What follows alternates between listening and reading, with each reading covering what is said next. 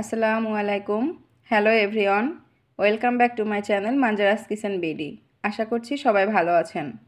আমি আজ আপনাদের জন্য নিয়ে এসেছি খুবই মজাদার ও মুখরোচক চিংড়ি বড়া রেসিপি, যেটা নাস্তা হিসেবে অথবা গরম ভাতের সাথে খেতে সবাই খুব পছন্দ করে। তো চলুন মজাদার এই রেসিপিটি দেখে নিই।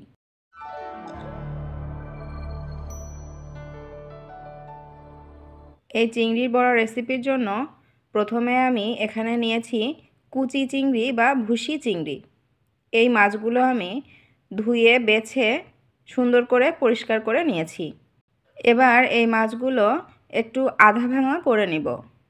এটা চাইলে ব্লেন্ডারে করেও আধা ভাঙা করে নিতে পারেন অথবা শিলপাটাতে দিয়েও আধা ভাঙা করে নিতে পারেন।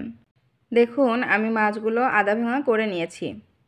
এরপর এর মধ্যে দিয়ে দিলাম 1 টেবিল চামচ পেঁয়াজ বাটা, হাফ চা চামচ রসুন বাটা, স্বাদ মতো কাঁচামরিচ বাটা, 1 চা চামচ জিরা বাটা এবং 2 থেকে 3টি এলাচ বেটে দিয়ে দিচ্ছি। এরপর দিচ্ছি স্বাদ মতো লবণ ও হাফ চা চামচ হলুদের গুঁড়া। আর সবশেষে বাইন্ডিংয়ের জন্য দিচ্ছি 2 টেবিল চামচ শুকনা চাউলের গুঁড়া।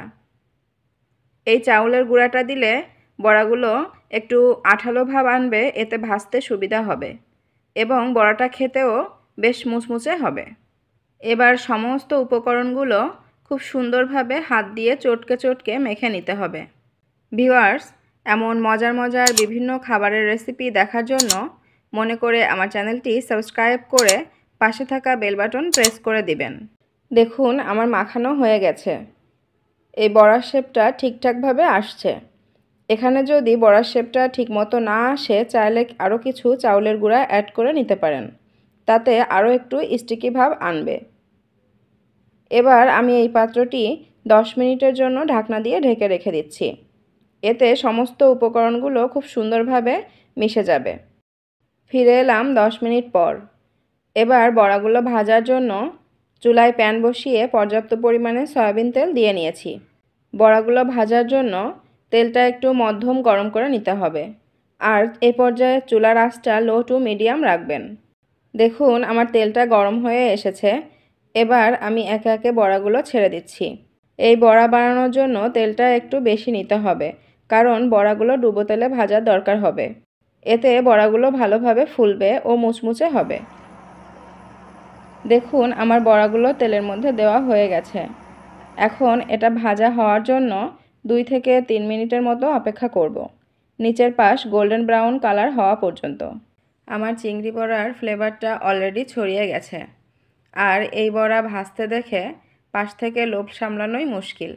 বড়ার নিচের পাশ ভাজা হয়ে গেছে। এখন আমি একে একে এটা উল্টে দিচ্ছি। বড়াগুলো হালকা ব্রাউন কালার আসলেই এভাবে উল্টিয়ে নিব, কারণ এগুলা নিচের পাশ বেশি পুড়ে গেলে এর স্বাদটা নষ্ট হয়ে যায়। আর উপরের দিক যেহেতু কাঁচা আছে, এটা একটু সাবধানে করে নিচ্ছি। আমার সমস্ত বড়াগুলো উল্টানো হয়ে গেছে। এখন আরও 2 থেকে 3 মিনিটের মতো সুন্দরভাবে এটা ভেজে নিব। আমি এ পর্যায়ে চামচের সাহায্যে বড়াগুলো উল্টে পাল্টে সুন্দর করে ভেজে নিচ্ছি। আমার বড়াগুলো ভাজা শেষ।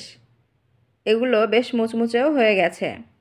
এ পর্যায়ে আমি এটা তেল ঝরিয়ে অন্য একটা পাত্রে নামিয়ে নিচ্ছি।